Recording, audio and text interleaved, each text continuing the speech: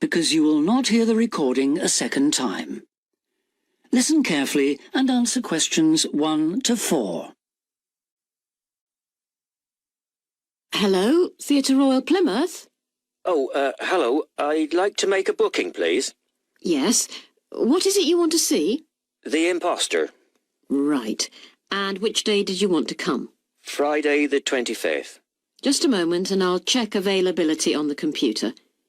Oh, sorry, we're fully booked for that performance. Oh, dear. What about the following day, then? The 26th? Yes, that's okay. We've got 2 performances on that day, one at 3:30 and one at 7. Which would you prefer? Oh, the later one, please. How many people? Well, there are 4 of us.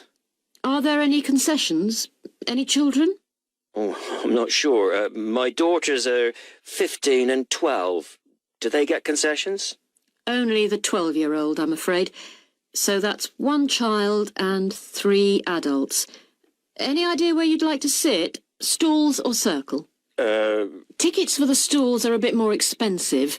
£12 for adults and £8.50 for children. The circle costs £10.50 and £6.50. Do you get a good view from the circle? Oh, yes. And in fact, we've got some seats left at the front, if you'd like those. Right. We'll go for those, then. Right, that's seats A21 to 24, then. They're very good seats. That sounds fine.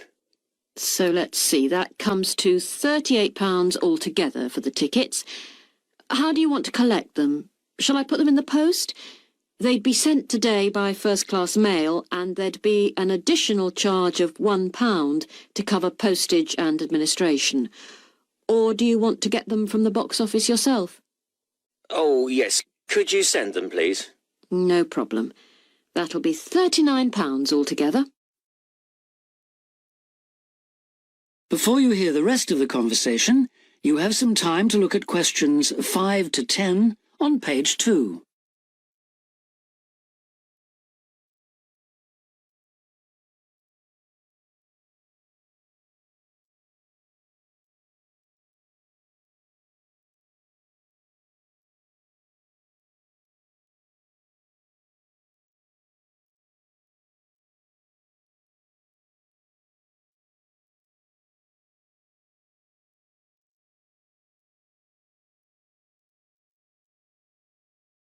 Now listen and answer questions 5 to 10. Could I just take your card details? What kind of card is it? Visa? Switch? MasterCard. OK. And the number?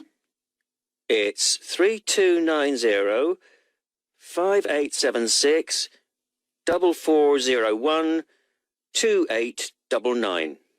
2899. OK. And the name on the card, please? It's Mr. J. Whitton.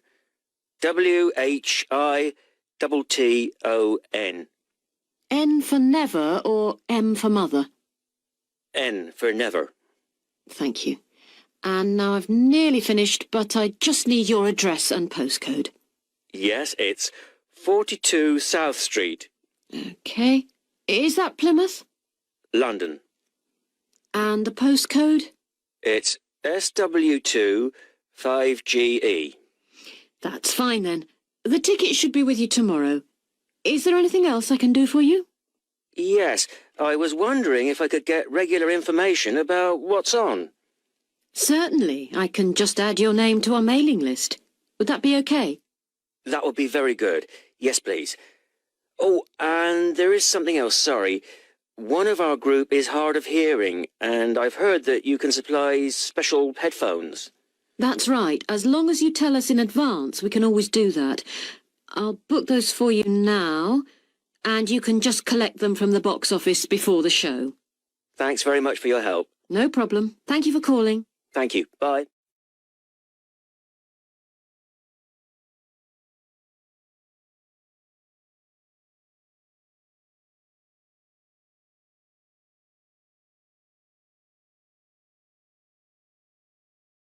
That is the end of part 1.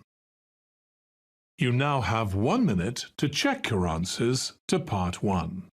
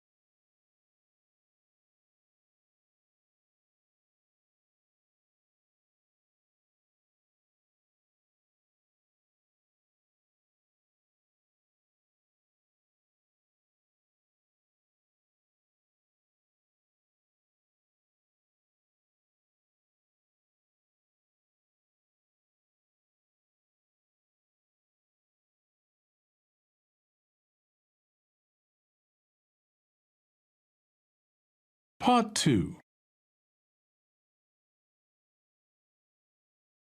You will hear the organizer of a rock festival talking to the exhibitors and performers at a planning meeting. First, you have some time to look at questions 11 to 17 on page 3.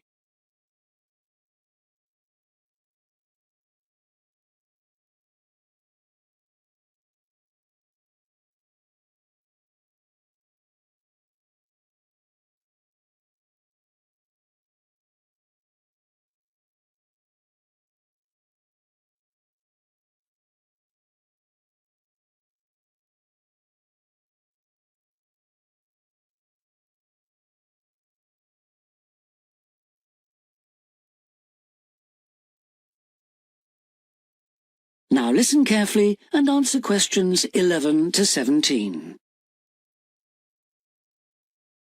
Good evening, everyone. I'm glad you could all make this planning meeting for what promises to be the biggest and most colourful free rock festival ever held in the South East. So whether you're a performer, a craft exhibitor or an artist, we all extend a big welcome to you.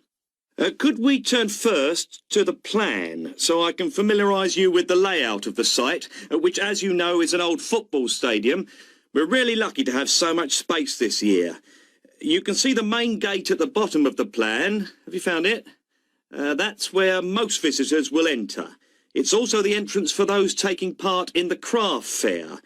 We've set the stalls just inside the gate on the left in a circle. If you walk straight ahead from the gate along the path without turning right, you'll come to some steps up to the football stadium.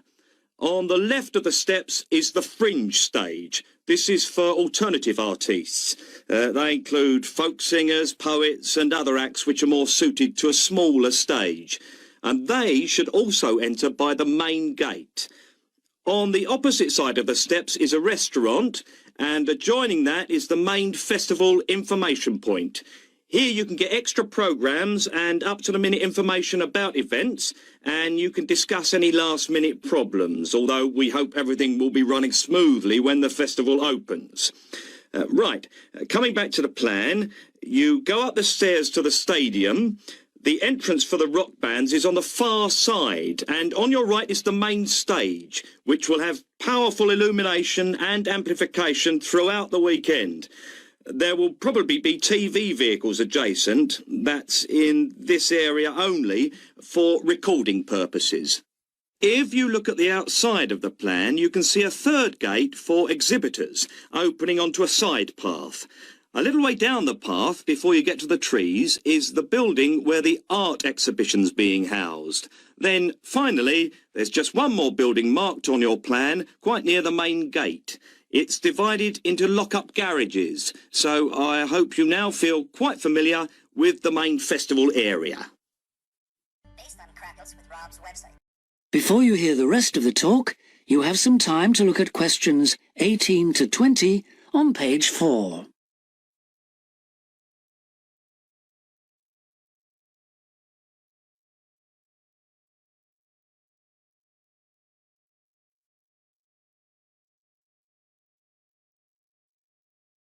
Now listen and answer questions 18 to 20. We also hope that you'll have received your welcome pack. In it, you should find 2 parking tickets for yourself and anyone assisting you, an armband to indicate that you are an official visitor, one of our brilliant yellow badges with the new festival logo, a festival programme, and several sheets of information that we'd ask you to study carefully before the event. Please could you note that all setting up of stalls, displays and so on should be completed by 9:30 a.m. and that, unfortunately, we won't be able to allow any vehicles to enter the festival area after that time. Yeah, it's a big site, but even a few vehicles parked in the wrong place can block the paths. With crowds of people, and we are expecting several thousand, this can merely be a nuisance, but if there's an emergency and access for an ambulance is blocked, the situation will become not just annoying, but also dangerous. And don't forget, it could be your mother or your child who needs help.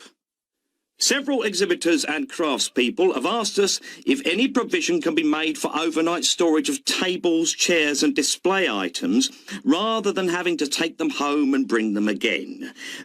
We're pleased to say that a limited amount of space has been made available in the building near the main gate. You'll be issued with a yellow ticket to reclaim your property, similar to the red parking tickets, so do check you bring the right one. But please understand that this is entirely at your own risk, as we can take no responsibility for items lost or damaged. I think that's all I have to say at this point, but thank you all for your attention.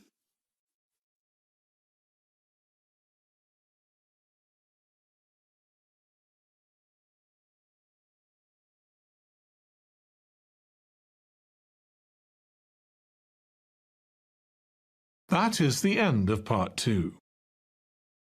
You now have 30 seconds to check your answers to part 2.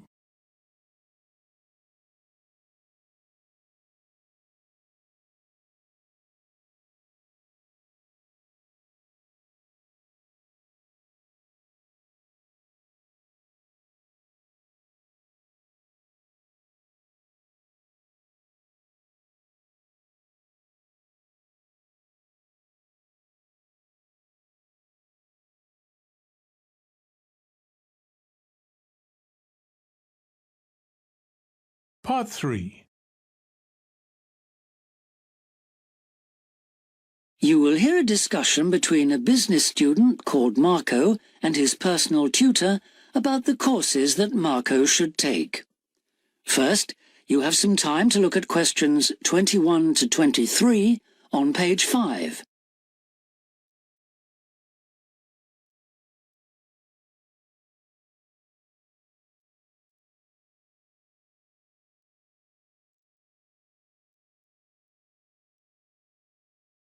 Now listen carefully and answer questions 21 to 23.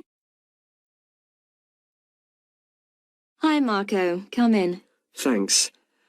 I've got a bit stuck trying to select courses for next semester. Could you help me, please? Of course. Sit down. First of all, most people just go for the areas of business that they're interested in, but even if something doesn't look very stimulating, it's important that you can use it once you get a job. It's not much good choosing areas that aren't going to be helpful later on. Right. I want to go into management, so I'll need to think about that. And should I start specialising in a particular area yet?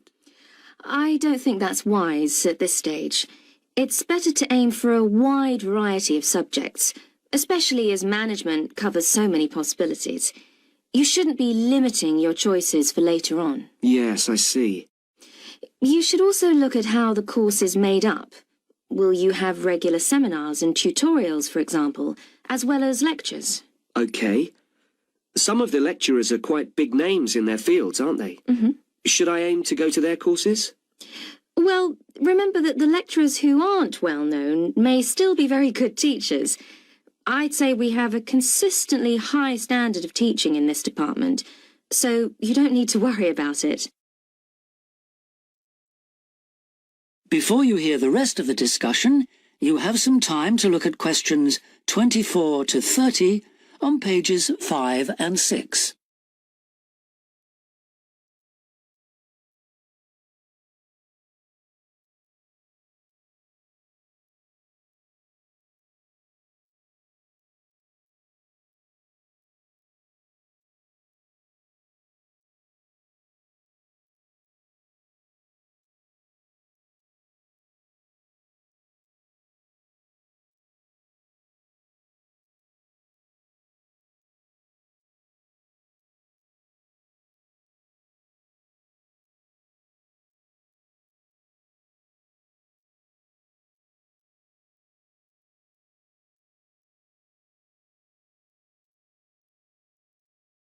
Now listen and answer questions 24 to 30. Good. Well, that's a great help. Now, last time we met, you mentioned doing team management, didn't you? That's right. I'm still quite keen on the idea. The trouble is that because of changes in the content of various courses, team management overlaps with the Introduction to Management course you took in your first year. So what you learn from it would be too little for the amount of time you'd have to spend on it. I'll drop that idea then. Have you had a chance to look at the outline I wrote for my finance dissertation? I left it in your pigeonhole last week. Yes. Why exactly do you want to write a dissertation instead of taking the finance modules? It'll be pretty demanding. Well, I'm quite prepared to do the extra work because I'm keen to investigate something in depth, instead of just skating across the surface. I realise that a broader knowledge base may be more useful to my career, but I'm really keen to do this. Right. Well, I had a quick look through your outline, and the first thing that struck me was that you'll have to be careful how you set about it, as the way you've organised it seems unnecessarily complex. The data that you want to collect and analyse is potentially valuable, but you'll need to narrow down the subject matter to make the whole thing manageable. Okay. I'll have another look at it. I was talking to Professor Briggs about it yesterday, and I got some more ideas then.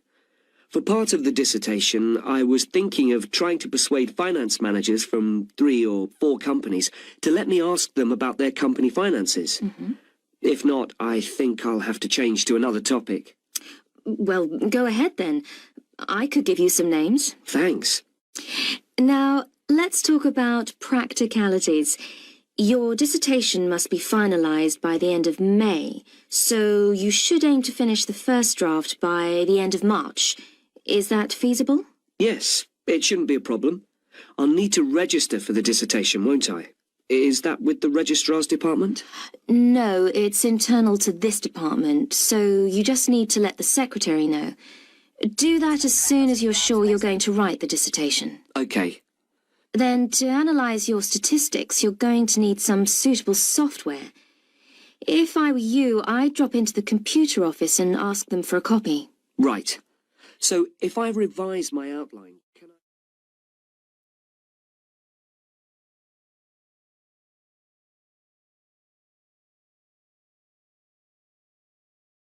That is the end of part 3. You now have 30 seconds to check your answers to part 3.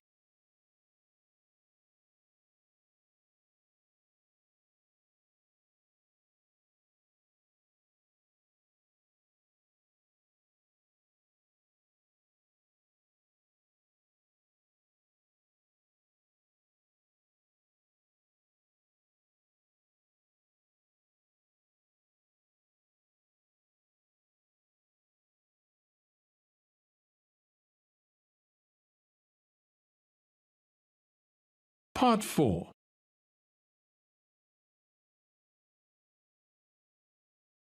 You will hear a talk about a research project on the tiger shark. First, you have some time to look at questions 31 to 40 on pages 7 and 8.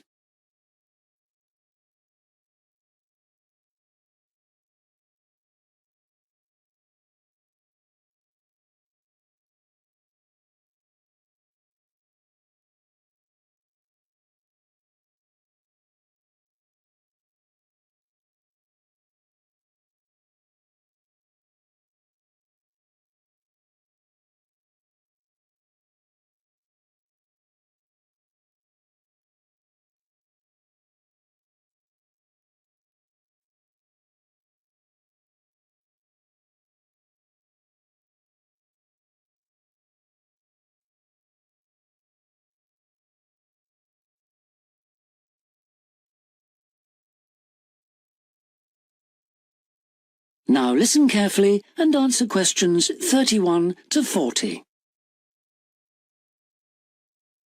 Good morning, everyone. Today I'm going to talk about the research project I've been involved in on the tiger shark. First of all, some background information. The tiger shark, also known as the leopard shark, is often thought to have got its name from its aggressive nature. But in actual fact, it's called that because it has dark bands similar to those on a tiger's body. It is a huge creature, growing up to lengths of 6.5 meters.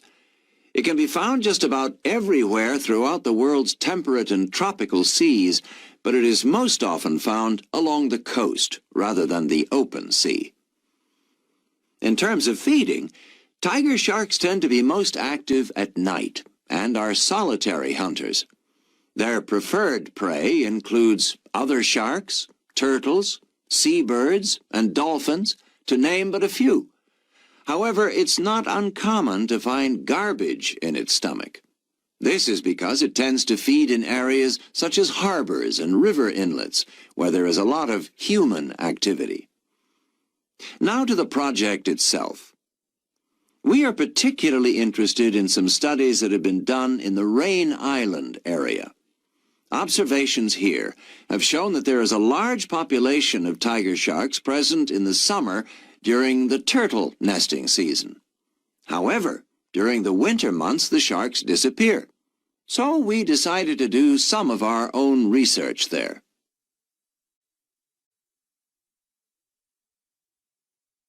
The first step was to tag a number of sharks so that we could follow their movements. To do this, we first needed to catch the sharks. Early in the morning, we baited lines with large bits of fish and set them in place. These lines were then checked every 3 or 4 hours. If no sharks were caught, the baits were replaced. Once a shark had been caught on one of the baited hooks, it was pulled in close to the boat and secured so that we could carry out a number of brief activities to aid our research. This usually took no more than about 10 minutes and was carried out as carefully as possible to minimize any stress to the shark. Each of the tiger sharks that we caught was measured and fitted with an identification tag, and also a small amount of tissue was taken for genetic studies. For some larger sharks over 3 meters long, we also inserted into the belly a special acoustic tag capable of sending satellite signals, while on other large sharks we attached a camera to the dorsal fin to enable us to study the behavior and habitat use of the sharks. After this, the shark was released, and we were able to follow its movements. So what was the purpose of all this tagging? Well, while we were already familiar with some aspects of the tiger shark's behavior and food sources, what we hoped to do in this project was to see exactly what factors affected the migration patterns of tiger sharks and whether it was, in fact, food, weather, and reproductive needs. These are some of our findings. On February 21st, a large female shark, whom we named Natalie, was attracted to our research boat at the northern tip of Rain Island and fitted with one of the satellite tags I've just mentioned. No transmissions were received from Natalie between April 2nd and April 29th, indicating that she didn't surface to feed during this period. The area in which she was last reported is very shallow, suggesting that she may have changed her feeding preferences during this period to focus on prey found on the sea floor. We also made a number of other discoveries, thanks to the various transmitters we used. It seems that tiger sharks move back and forth between the ocean floor and the surface quite often. This may help the sharks conserve energy while they swim, but it probably also helps them hunt, since this movement back and forth maximizes its chances of not being detected by its prey until the last minute. So far, our findings have not been conclusive. However, we have gained some very interesting insights into the behavior of tiger sharks and are now hoping to develop our research further.